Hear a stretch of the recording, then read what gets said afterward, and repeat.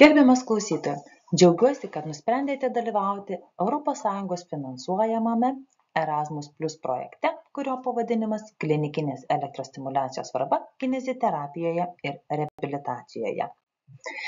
Šioje skaidrėje matote visus projekto partnerius.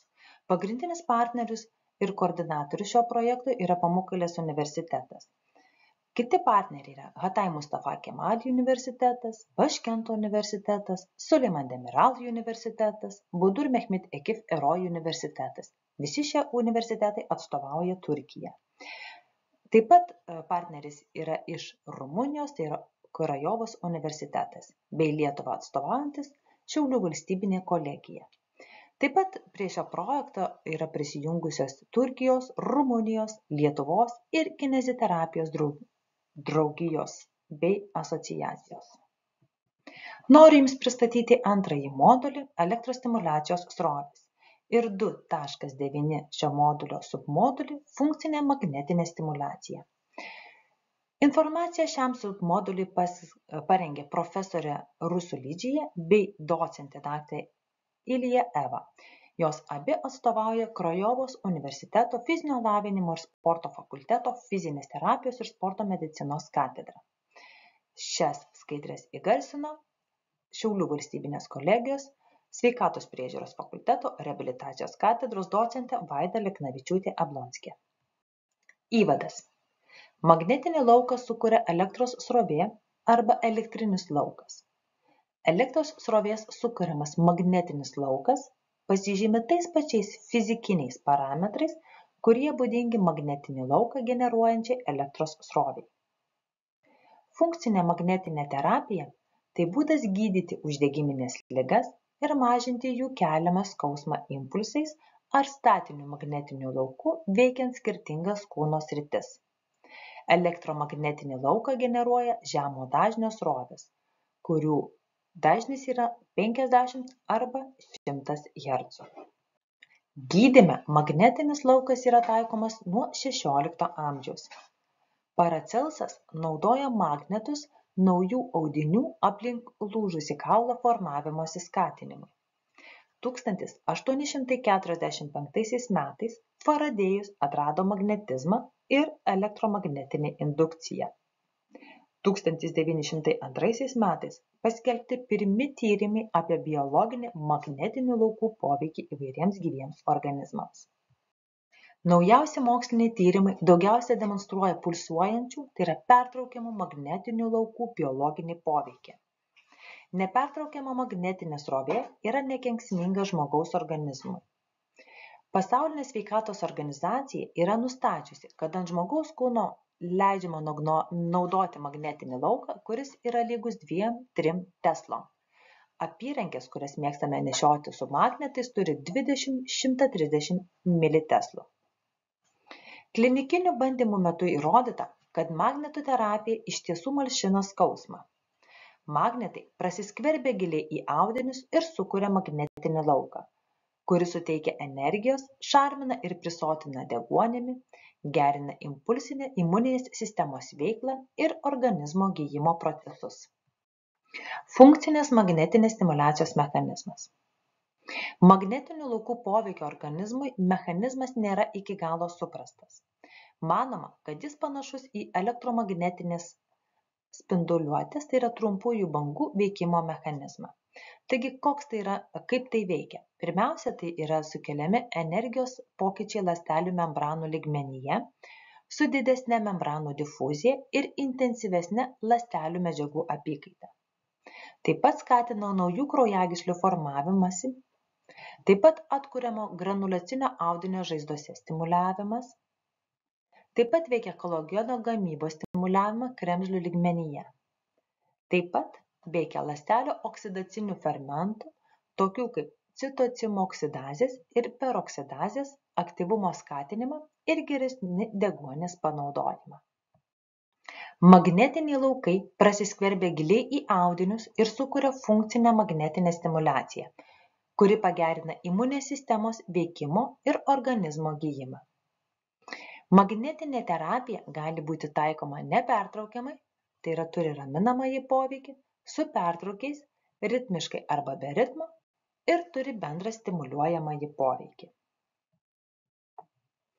Pastebėtas teigiamas magnetinės stimuliacijos poveikis. Tai pirmiausia, tai yra centriniai ir vegetaciniai nervų sistemai. Ji pasireiškia taikant nepertraukiamą magnetinę stimuliaciją, pasireiškia kaip raminantis ir parasimpatinis poveikis.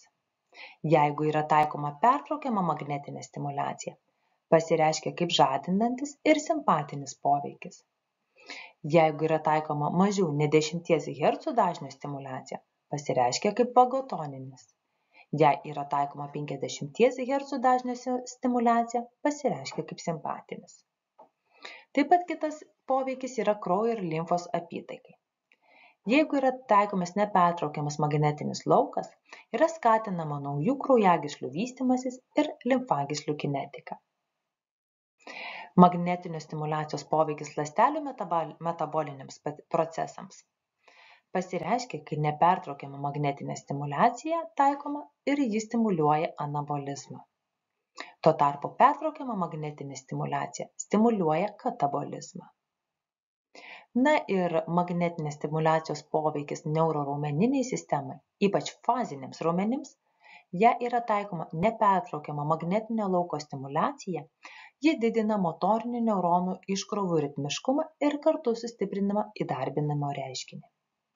Pertraukiama magnetinė stimuliacija padidina raumenų skaidulų susitraukimo jėgą. Žemo dažnio magnetinės terapijos poveikis. Ji gali pasireikšti keliais būdais.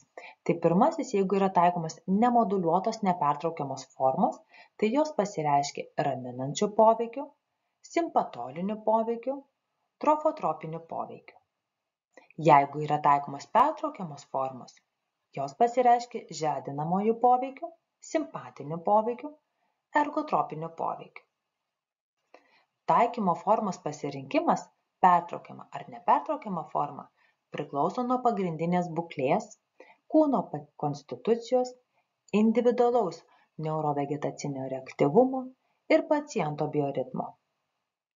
Magnetinio lauko poveikis pasireiškia per spartesnį audinių aplink kaulo lūžį formavimąsi, spartinamas žaizdų gijimas, raminimą ir analgeziją pasireiškia taip pat, bei skatinama mikrocirkuliacija. Žemo dažnio magnetinės terapijos naudojimo taisyklės. Gultas, ant kurio bus pacientas, turi būti pagamintas iš izoliacinės medžiagos. Tai pamatysite pirmame paveikslėlyje. Pacientas turi nuo savęs nusimti visus metalinius daiktus. Rečiau geriau nelaikyti arti paciento, galimai nešiojamų metalinių implantų. Gydyti širdies stimuliatorių nešiojančius pacientus šiuo būdu yra griežtai draudžiama. Terapijos metu pacientas guli ant nugaros ir dėvi lengvus drabužius. Taip pat paciento galva yra atsukta į šiaurę. Rodyklės ant kaklinės ir juosmeninės ritės nukreiptos į galvą.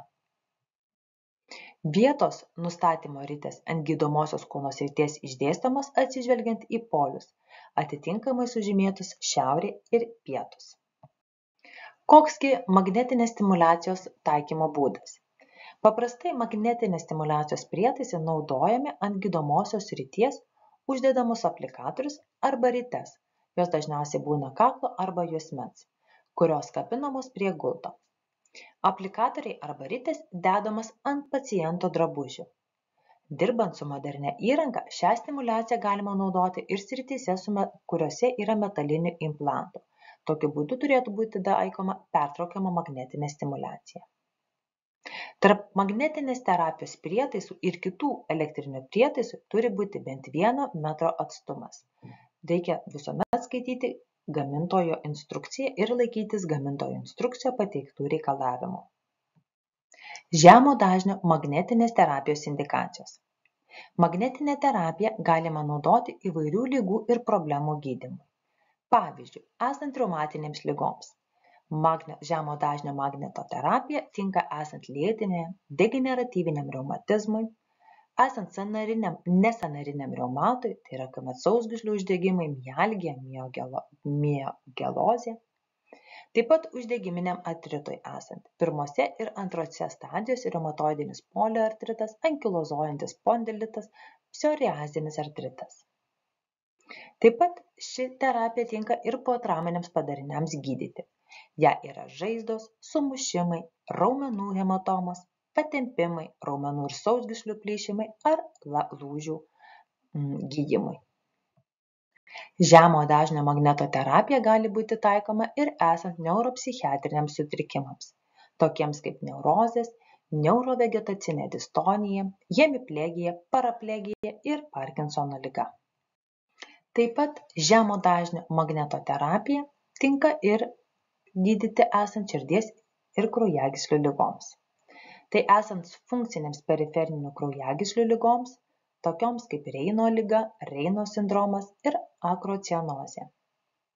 Taip pat esant organinės periferinių kraujagyslių ligoms, tokioms kaip obliteruojantis trombobangintas Bauer liga, periferinių arterijų aterosklerozė, diabetinė ateropatija, cerebrinė aterosklerozė, arterinė hipertenzija, jeigu yra švelni ir vidutinio sunkumo. Taip pat tinka pirmos ir antros stadijos limfedemai gydyti. Taip pat ši terapija gali būti taikoma gydant kvėpavimo sistemos ligas, tokias kaip bronchinė astma ar lėtinis bronchitas. Tinka ir gydant virškinimo trakto sutrikimus, tokius kaip lėtinis gastritas, tulžies gastroduodeninės zonos opos ar tilžies judumo sutrikimai. Tinka ir endokrininės sistemos sutrikimams gydyti. Jiems priskiriama antros stadijos cukrinis diabetas bei tirotoksikozė. Žemo dažnio magnetinių bangų terapiją galima taikyti ir gydant ginekologinės ligas, tokias kaip dismenorėja, netipiškas lėtinis gimdos gleivinės adneksitas, netipiškas lėtinis gimdos kaklelio uždegimas, menopauziniai ir premenopauziniai sutrikimai, bei neurologinės ligas, po kraujagyslių sutrikimų pasireiškęs spastiškumas. Labai svarbu taikant šią terapiją yra svarbu žinoti, kokios yra žemo dažnio magnetinės terapijos kontraindikacijos. Taigi ši terapija negali būti taikoma asmenims nešiojantiems širdies stimuliatorių, asmenims, kuriems pasireiškia hipotensinis sindromas, jei yra progresavusi cerebrinė aterosklerozė, esant kraujavimo ligoms, sunkioms hematologinėms ligoms, esant anemijai, esant piktybiniams navikams, jeigu yra aktyvi pulmoninė arba ekstrapulmoninė tuberkuliozė, esant infekcinėms ligoms, karščiavimams, jeigu yra inkstų, kepenų, širdies, plaučių nepakankamumas, esant psichozei arba epilepsijai, bei ši terapija yra kontraindikuotina esant nėštumui. Žemo dažnio magnetinės terapijos panaudojimo principai. Šios terapijos taikymo dažnumas ir jos forma parenkama atsižvelgus į paciento būklę ir išsikeltus gydymo tikslus. Vieno gydymo seanso trukmė priklauso nuo ligos ir išsikeltų gydymo tikslų. Paprastai tai būna 20, 30 arba 45 minutės, bei didelis seansų skaičius. Paprastai tai atitinka 12, 18 arba 20 seansus. Terapija vykdoma kasdien. Periodinė magnetinė stimuliacija. Periodinė magnetinė stimuliacija – tai neinvazinis galvos smegenų stimuliavimo metodas. Jos metu kintamas magnetinis laukas sukuria elektrinį lauką pasirinktoje smegenų srityje. Elektrinių impulsų generatorius arba stimuliatorius prijungiamas prie elektromagnetinės srities, kuri savo ruožtu yra prijungta prie galvos odos. Stimuliatorius srityje sukuria kintamą elektros srovę, kuris sukuria magnetinį lauką. Šis laukas pačiose smegenyse sukuria įnervuotą elektros įkrovą. 20 amžiaus 10-ajame dešimtmetyje pasirodę tyrimai naudoja smegenų nuskaitymo technologijas smegenims atvaizduoti, pagilino supratimą apie depresiją sergančių asmenų smegenų būklę. Šie tyrimai atskleidė, kad sergant depresija kairioji kaktinės smegenų žievės dalis yra nepakankamai aktyvi, Todėl mokslininkai pradėjo svarstyti, ar jie galėtų naudoti būtent periodinę magnetinę stimuliaciją padidinti šios smegenų srities neuronų aktyvumą. Mokslininkai nustatė, kad taikant periodinę magnetinę stimuliaciją į tam tikrą galvos odos dalį, eksperimento dalyvio ranka sudrebėjo. Tokiu būdu buvo atrasta smegenų dalis atsakinga už rankų raumenų judesių valdymą. Pirmame paveikslėlyje būtent matote, kaip yra taikoma periodinė elektromagneto stimuliacija. Transkranijinis ir periferinės magnetinės terapijos procedūros gydant lėtinį skausmą. Skausmo suvokimo aktyvavimo ir reguliavimo mechanizmai yra itin kompleksiški ir apima dvikrypčius ryšius tarp periferinių receptorių ir imuninės sistemos, atsakingos už uždegiminius procesus bei endokrininės ir nervų sistemų. Lėtinio skausmo atveju prisitaikymo mechanizmai pasireiškia tiek periferinės nervų sistemos, kaip sensorinių ir motorinių periferinių nervų, tiek centrinės, tai yra įvairių smegenų grandžių lygmenių. Todėl galiausiai susidaro ne vienas užburtas ratas. Magnetinė stimuliacijos terapija taikoma pacientams, patiriantiems kaklinės ir juosmeninės stuburo dalies, galvos ir veido skausmą, migreną, neuropatinį skausmą, lėtinio dubens skausmo sindromą ir kitus sutrikimus. Taikoma gydymo strategija nustato koordinuojantis gydytojas, atlikęs specialų funkcinį neuroraumeninės pusiausvyros sutrikimų ir antrinio lėtinio skausmo komplikacijų palaikančių užburtą ratą įvertinimą. Magnetinės stimuliacijos kaip lėtinį skausmą patiriančių pacientų gydymo metodikos privalumai. Būtent ši metodika leidžia prisiartinti prie pat periferinės nervų sistemos. Suaktyvinus motorinius nervus susitraukia skirtingos raumenų grupės, o naudojant daugiau nei vieną dažnį pasiekiamas skirtingas raumenų skaidulų įdarbinimas. Taip pat, taikant šią metodiką, leidžia prisiartinti prie centrinės nervų sistemos, todėl yra moduliuojama smegenų grandis susijusi tiek su skausmo apdorojimu, tiek su emocinėmis ir pažinimo funkcijomis. Ir derinant periferinės ir centrinės nervų sistemos moduliacijos poveikį, ženkliai padidėja tikimybė ištrūkti ir įsigalėjusių užburtų ratų, apie kuriuos kalbėjau anksčiau. Taip pat, taikant magnetinę stimuliaciją, yra tiesiogiai veikiama už skausmo sindromą atsakingi bent dalinai neurofiziologiniai mechanizmai ir pagrindiniai jų šaltiniai. Taip pat, ši terapija neskatina priklausomybės. Galima sieti su kitais intervencijais ir farmakologiniais gydymo būdais. Šiuo požiūriu kontraindikacijų nėra taikomai magnetiniai terapijai. Ši terapija yra absoliučiai neskausminga ir šios terapijos kenksmingas poveikis yra nežymus ir arba pasireiškiantis ypatingai retai. Šioje skaidrėje jūs matote visus literatūros šaltinius, kurie buvo panaudoti rengiant šį pristatymą. Matote visus mūsų projekto partnerius. Ačiū, kad dalyvaujate projekte ir domitės klinikinės elektrostimuliacijos panaudojimo galimybėmis kineziterapijoje ir reabilitacijoje.